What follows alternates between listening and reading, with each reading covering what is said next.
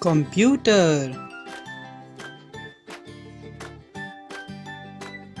Computer is an electronic device which helps us to store, retrieve and process data.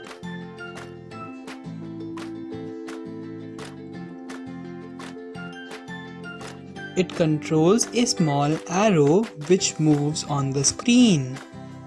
It is a mouse.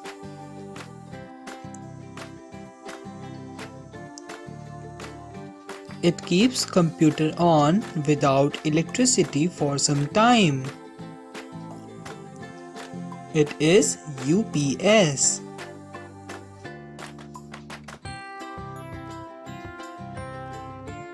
It shows our work. It is a monitor.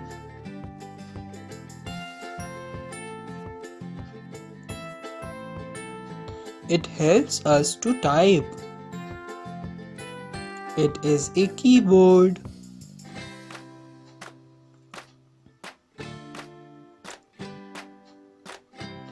This device is also known as the brain of computer. This is CPU.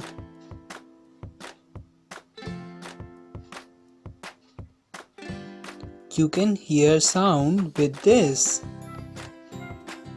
This is speaker.